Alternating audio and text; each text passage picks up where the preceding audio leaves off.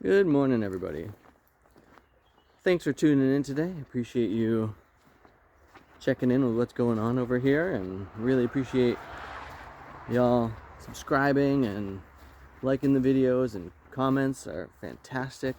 I want to talk today about our parasympathetic nervous system. And you might ask, what is that? Well, it's that part of us that does the fight, flight, freeze, and evidently fawn, which is to just try to make everything better in a situation. And the notion that you can activate that. Now, some of you might have heard of Wim Hof. He's evidently activating that, going into cold water and doing all those plunges and things. Personally, not super into that, but that's okay. We all have our things that we like or don't like. In fact, not liking that is definitely part of that parasympathetic nervous system being like, don't get into the cold water.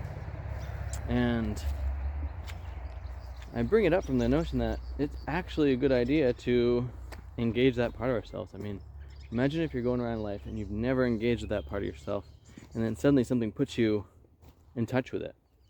And with that, you're suddenly struck by one of those four potential responses, but unknowingly rather than knowingly. And there will be consequences to our actions. And so in those consequences, we gotta ask ourselves, am I making a good decision? Or can I actually breathe through that experience and come out on the other side, or even in the experience, and make good decisions? Well, I think that's a good reason to practice both getting outside of our comfort zones as one thing, and working with our edges and figuring out, where is my edge, what is it doing, and how can I work with it? Oh, a little apple tree. I wonder, is the apple tree here, is this guy, having been covered up by the greenhouse there, is its parasympathetic nervous system, I mean, honestly, I don't think anyone thinks that plants have that, but does it get triggered when those kind of things happen? Is it oh my gosh, what am I to do? And literally, I mean, what can a plant do? Not much, right? Not really. And so we have to look to the animal kingdom to see what animals do. And I know for one aspect of that when an animal is out in the wild and something startles it and it either flights, freezes, and if it freezes, it probably dies. Well, that's interesting. Got some rabbit bites here. Or fights. If it fights, I'm gonna guess it either it wins or it loses. And but it seems that a lot of creatures have to shake the experience off. And to remember, that's an important aspect of living, is to shake. The other key is that we can really modify our experience through our breath, and to calm down, to find our center, and to find a point of action from that place. I wonder, in your own life, do you give yourself experiences to work with that, to find that point of stress in yourself, to find that reactionary innateness that exists in pretty much all of us, and to work with it? I think for a lot of people, if your response is fighting, you probably do work with it, and maybe you've joined something like the military or some other organization to really engage with that more actively, because it does release adrenaline, and people kind of do get off on that. Whereas if you're a flight person, that's more me personally,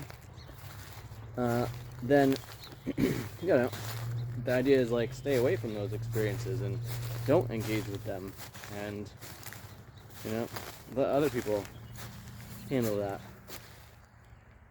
So ponder to you today,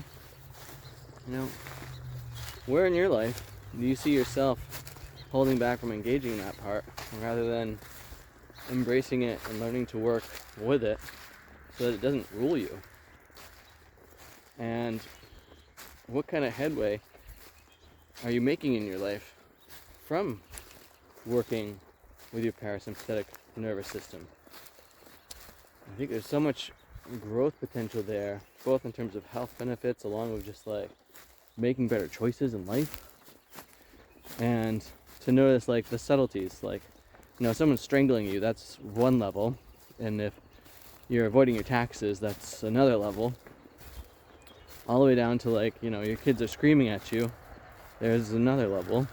And you know, it could be some pretty minute stuff depending on your life experience. I know that we all carry trauma in our bodies in different ways, and you know, people talk about being triggered about things. To me, that means that you have some past experience that is still impacting your present moment, and rather than responding to the present moment in a authentic way, you're actually reverting back to that past moment and responding from that place. And I see a lot of essentially harm or a lack of ability to respond appropriately in the moment from that kind of stuff, to which it's a potent practice to engage in like disarming those triggers so that we can really respond to the moment that's at hand rather than some past kind of like ghost impression of what's taken place or taking place. And I just want to encourage everybody out there to give it a go. It can actually be fun, even if your response is to flight or freeze or fawn. And a good amount of growth can happen from that. And to me, if I'm not growing in some fashion or other, even in like a yin way, then I feel like I'm not actually making progress in my life. So with that, I hope you all are having a great day out there. Thanks again for subscribing to the channel. Thanks for liking the videos and commenting on practices that you do to engage in that part of yourself. I'm really curious to hear what's true for you with that, and I look forward to hearing from you. Have too much fun.